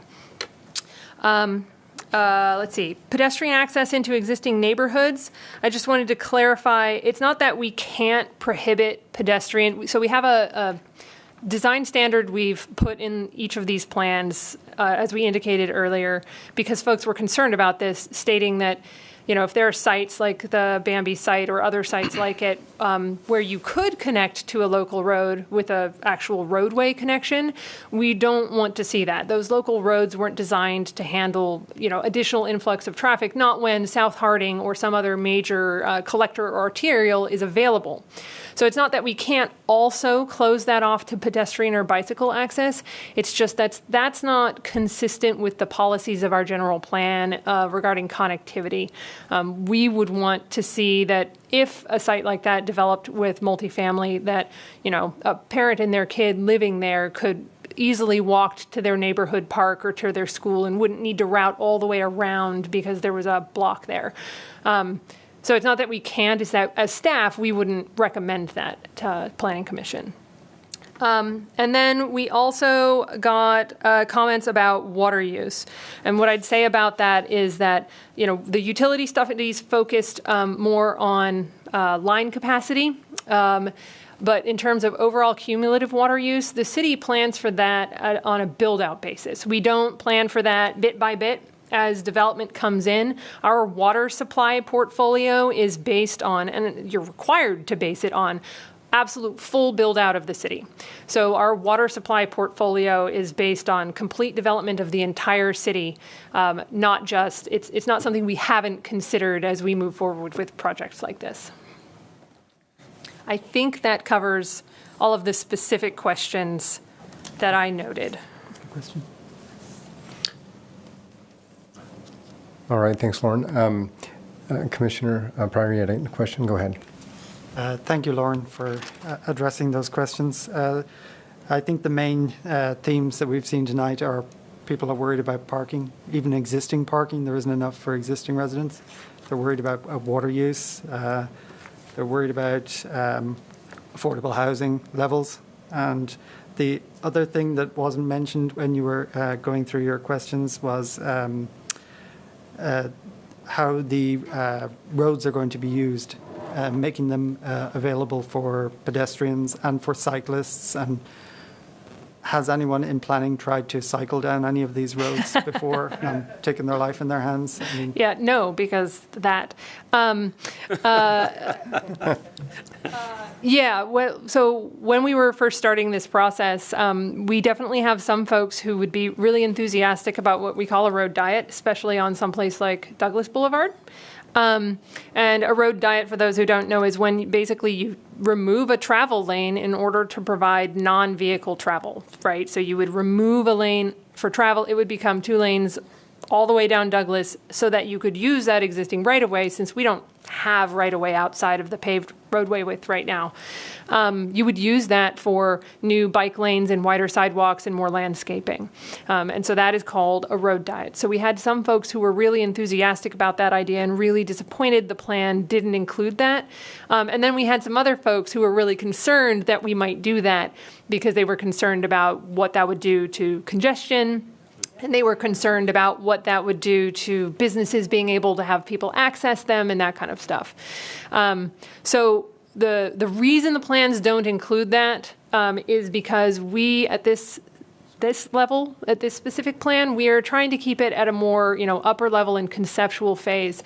That kind of roadway engineering is complicated and takes a lot of time. There was a fair amount of roadway engineering and detailed schematics provided in the downtown specific plan, and that plan took 6 years to get together, right? And it included even more outreach and a lot of effort. So we're trying to keep this at a more conceptual level and put some good ideas for streetscape improvements on the table and established in this plan, and we would look to the future for any bigger vision items. It's not that I'm saying that that would never be considered in the future. I'm just saying that isn't part of this project at this time. All right, thank you. Commissioners, any additional comments? Go ahead.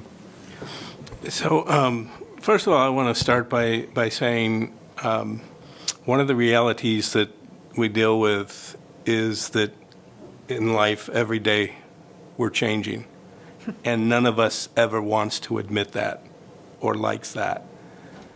This is a plan, these plans that are being put in place are looking out 20 years or so. Roseville is not the same, whether people like that or don't like that. If you go back 20 years, it is different today than it was then. It's going to be different 20 years from now. What I really like about what's been proposed, it's sort of like the word corridor has grabbed me. When I travel down these roads as they occur now, I have to be honest, it's kind of like, there's no character, and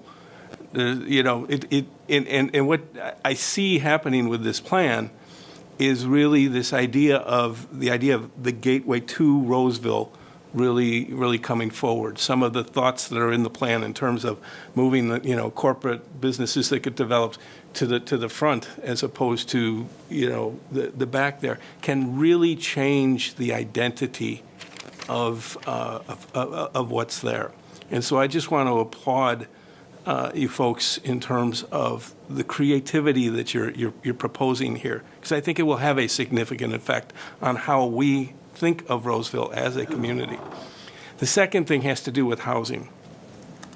I am very concerned about the inability of our children who are growing up in this community to be able to afford housing and be part of this community.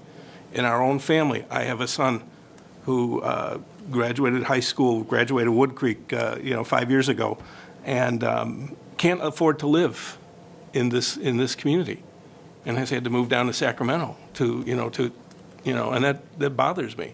So I think that's a concern, not just with these plans, but overall. That especially with the appreciation of market value and everything that's gone on here, that we're going to have to grapple with, because unless we do grapple with this, the character of the community is going to change in a way that I don't think is all that wonderful. So, I think, and then the issue of affordability is also not just with our children, but the people who come to work. Some of the positions that many of us wouldn't necessarily find attractive, but the folks who are going to be the wait staff in our restaurants, or the landscapers of cutting our grass, or home health care nurses and all of that. If we don't have housing that meets their needs, the ethos of the community will continue to change in a way that I don't think is healthy. And so I applaud what you've put forward here, because I think that overall it really does try to address some of those issues. So thank you. Thank you. Just a couple of comments. First, I think this is a great presentation. I know this was a lot of work to go through, and I appreciate the time that was spent on this.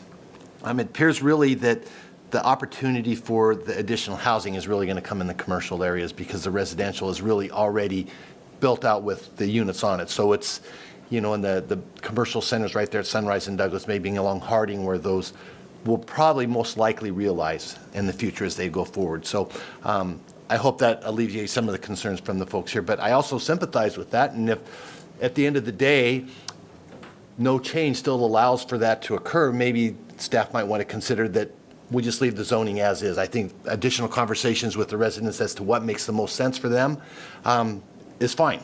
But it really doesn't change the plan and your ability to get the units that you want anyways, which is important to do.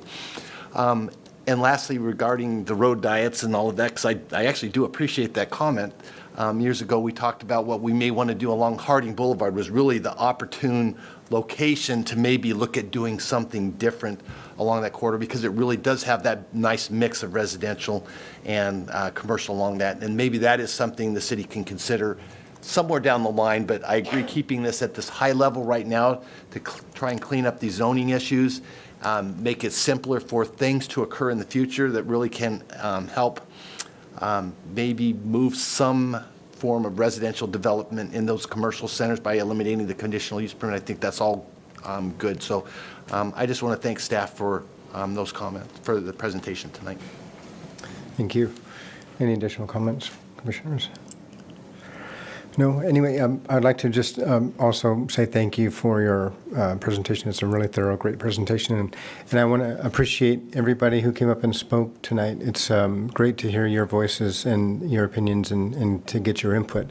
Like I said earlier, this is just an informational item tonight. There's no motions, no decisions tonight. So I just want to say thank you for all your input. And with that, we'll move to the next item. Before we do that, if we could just talk about next steps. We didn't want to talk about that before we had this whole conversation. So just want to pull up that slide, and also because it has the project website on it and the project email on it for anyone who didn't have that and wanted to get that written down. So over the next month, we'll be working on revisions to the specific plans. We would be looking to publish revised draft specific plans sometime in September, probably toward the latter end of September. And then come back in October to Planning Commission for a public hearing, and then November to a City Council hearing for potential adoption or approval. And folks who are here tonight, there is another workshop at City Council next Wednesday at 6 p.m. So we're having one here at Planning Commission and one at City Council, so that both Planning Commission and City Council get the benefit of this presentation and these conversations. That's it. Thank you, Lauren. And then with that, we'll go on to the next item on the agenda, which is Commissioner staff reports. So are there any reports from staff at this time? Yeah, thank you, Chair Martin. Just a couple quick items. We will be having a meeting on August 11th. We have a couple of projects on August 11th. And then just for your information, next Wednesday on August 3rd, the City Council is going to be considering, again, they will be we'll be having another workshop on the corridor plans. They'll be considering the Sutter parking garage appeal. I think I let you know that project was appealed. You heard that back in May. And then JMC had their the the multifamily and commercial site, we kind of did that minor adjustment on the land uses for this, with the specific plan amendment. That'll be going to council next Wednesday as well. So those are just some of the items on the horizon. Great, thank you. No other items then, besides that? That's it for Great. tonight. Any other questions from commissioners? No. If not, can I have a motion to adjourn? Motion? Okay. Any second? Second. Okay, Commissioner Pryor has motioned, and Commissioner Jensen has second. Can we all get all those in favor? Aye. Aye. We are adjourned.